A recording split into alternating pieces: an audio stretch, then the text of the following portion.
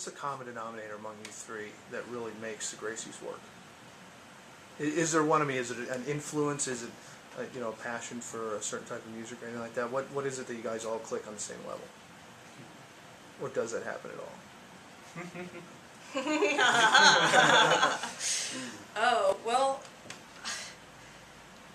I don't think that the creative process is just about melding and clicking. To be a band, you have to find art in times that everybody is on the same wave, and you also have to find art when everybody is moving in different directions, because there's always art there. And whether we're all on the same page and something happens just from the natural flow, then that's a wonderful moment. But then there's other times that the music comes through like a mutual struggle, because we're people. And being able to create not just when there's perfect flow is being a band. And that's where you can get all different kinds of music. It's from being honest to all the emotions of a band and not just when it clicks. Well said. Tell me a little bit about the process with Now Records. How'd you hook up with them, and what was it like cutting that single with them? You want to elaborate on that? Well, we had already put out a 7-inch that was being, what we were using for that, like 8 months almost. And then they came to us because they heard it, and they were their first pick to start the label up, I guess. And so we recorded a song with them, and we've been working with them since, and it's been really, really fun. Tell me about that music video a little bit. How fun was it to create that music video? Yeah. A lot. We had, basically when we started it, we had some delays because of some of the people we were working with. But because of that, it opened up a whole new venue for us to meet an amazing production group called Grayces Productions.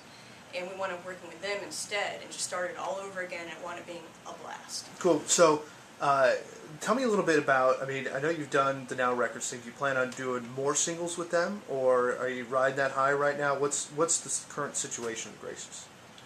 Well, right now we are about to release a full length under our own label, which is Broke Rock Records.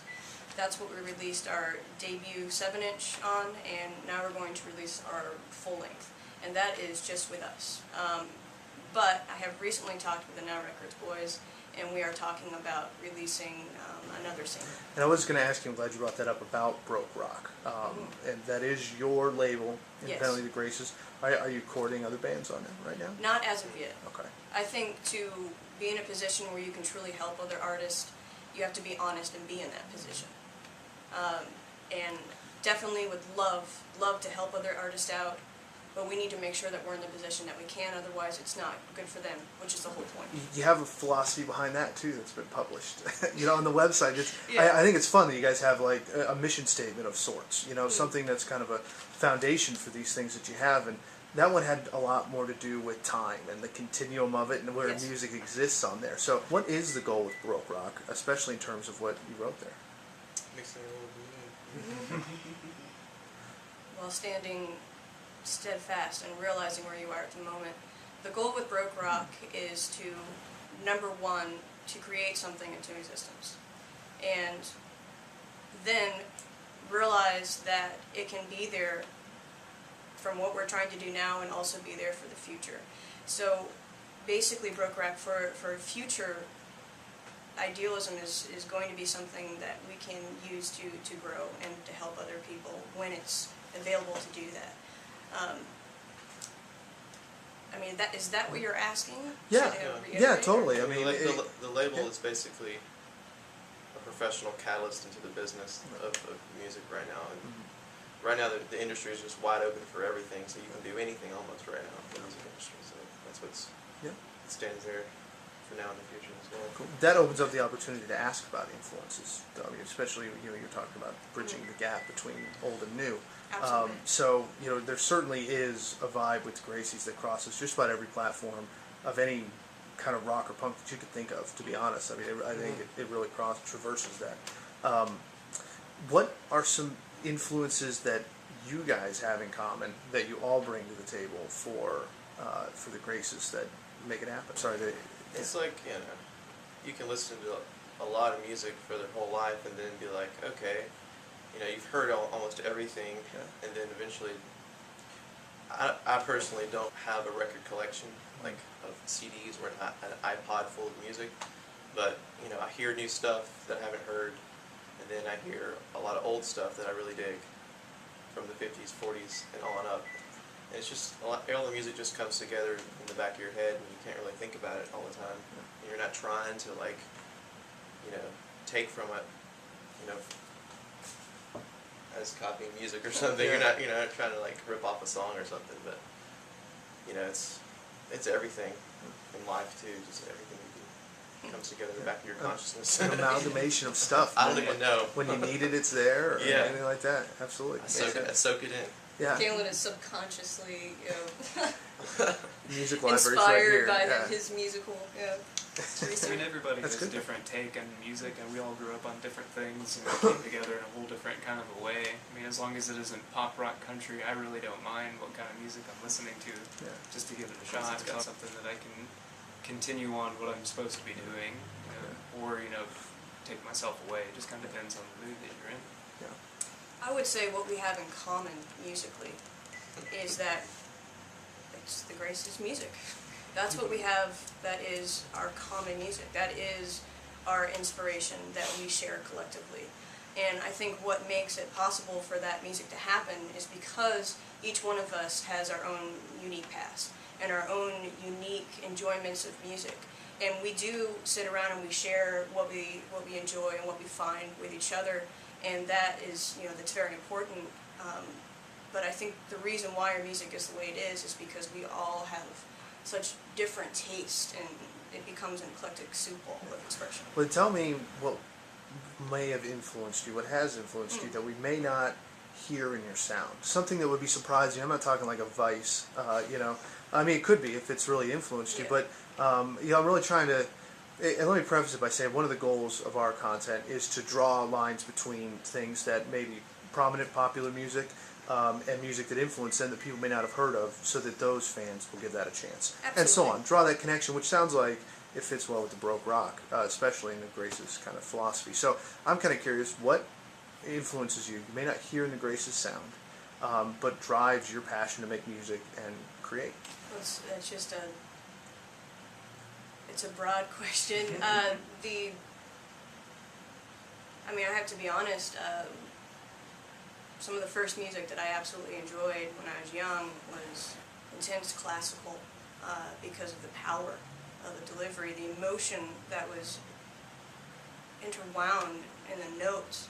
It inspired me to realize that the music, at such a young age, realizing that music was an emotional platform, a way to express what was happening without having to use a language, a written language per se, something that was just of artists, like expression, which is like a move of emotion. So that was the first thing for me, was just realizing the intensity of emotion that can be on the waves of music and the notes. Music that I like is, it has to be somewhat, it can be simple music. And that's what like sinks in faster than something that's so like overdone or complex. It's like there's a lot of stuff from the blues to like, I guess classical can be simple as well, but it's just, you gotta keep it simple and keep it real, basically, in music. Sometimes the best answers are one words. Yeah. My musical upbringing was really different. My dad played a little bit, but not enough to generate me jumping into it. I was always a kid in school who enjoyed music all over. I was a quiet kid and all that fun stuff, but when I started appreciating music a lot more rather than it just being like a daily task, it was just music that really picked me up and moved me somewhere, and I think that's where it kind of came down to it. It's just having something that was my escape. There was music that was there, that was a constant, that kind of led me through, but at the end of the day, I enjoyed the stuff that really, as a movement, no matter what it was, just picked me up and put me in a better place. I think that's probably Have you heard of the Monks? Mhm. I mean, 64, electrifying a banjo. I mean, and just going out there, their music was, yes, I truly believe, like, before their time, and it was amazing. I like the Ventures too. Yeah, This on that Classic. same line, it's just like you know, the hooks and stuff are simple, and yet the beat is simple. It can be just 1 and 2 on the kick, and then but the melody is what carries everything. So it's makes you that feel kind of alive. stuff is just like Mm. it amplifies itself even more when it's like that. The music is powerful. So we try to put that into our music. I think Absolutely. it's simple, powerful. I mean, even today, I found a lot of relaxation in music, just like jazz. Like, I don't know why. Most people aren't supposed to admit to that, but I've really enjoyed it a lot more. And just a lot of stuff that's not the overly complex, hey, I'm going to take you on a mind trip jazz, but more the soothing, relaxing jazz blues kind of a mixture. So, there you have it, the mixture. Simple, complex, intense. You know, I tell me, love it. how Really does sum it that up. amalgamation, that simple equation there, fit into Nashville? How do you envision the Grayces fitting into the complex musicscape that is Nashville? Nashville is a wild jungle. You can't make music to try to fit into Nashville. You just have to make music that's honest to yourself. I mean, there's no planning it out, man. This is a jungle. This is a town of artists. Yeah, I think It's a lot a of town people. of artists. A lot of people.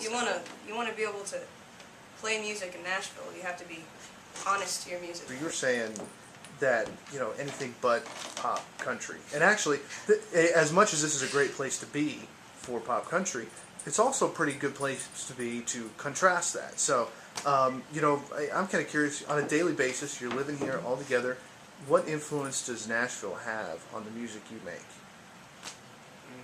Makes you want to work harder. Absolutely.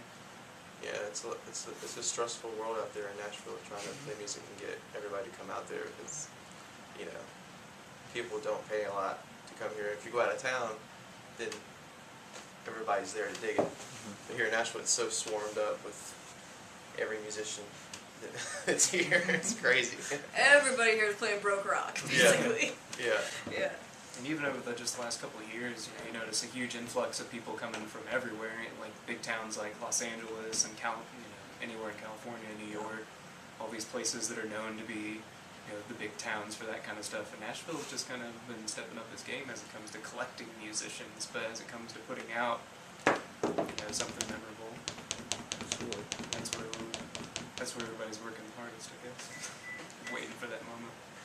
You know what? For a musician, what could Nashville really? I think a more open collective, because you think about it, and every part of town has its own sect. East Nashville's got its rock scene. Downtown is the country scene by far. I'm trying to think. There's a few all-ages venues that tier to an open crowd of all kinds, but in the grand scheme of things, there's not a ton of really good ones out that could help perpetuate bands that are on a smaller scale, trying to get it to everybody rather than just keeping it in a specific group where those people are all used to seeing one thing, and then something else comes in, and they're like, well... You know what? To be honest, I think Nashville is doing really well right now. The last 4 years, I've watched the underbelly, the underground of Nashville start to talk and start to get louder and louder. One thing that I have heard from a few bands is one of the tough parts about being in Nashville is that there's so many darn good musicians at every place you go that you have trouble not emulating them. You see them and you go, wow, that was badass, I want to do that. Then you got to go back and stick to your guns. So, I mean, how difficult is it to keep that drive and then keep your core philosophy as well? Well, I think with the core philosophy, if you're already an honest artist, and it doesn't matter what people think that you should play, or oh, I should play like that because if I play like that, those people will like me. It's not. You don't even have to worry about that because that's not even what you're thinking about. You're not there, so you don't really have to worry about that. When it comes to being surrounded by lots and lots of really good musicians, somebody once told me that if you're in a room and you're the best musician there, then you're in the wrong room. You guys have a really a really great stage show. Like, I really dig it. There's a lot of energy that comes from it. It stands out. So I'm kind of curious if you can describe how it feels to get up there and play Grayces Rock to people. Let's take a scenario. You're in a motorcycle garage, all right? Yeah. And you've got at Yeah. least 50 people standing in front of you, Yeah. ready to listen to you play. How does that feel when you break into your songs? Can't remember. Well, besides Yeah. anxious, there's the anxious leading up to it, that's for sure. I mean, everybody gets butterflies. We'd be lying if we did. Yeah.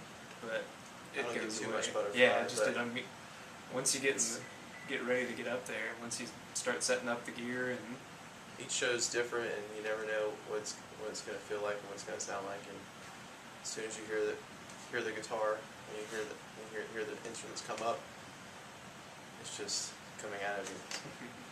That's about it for me. Just comes out. Yeah. Yes.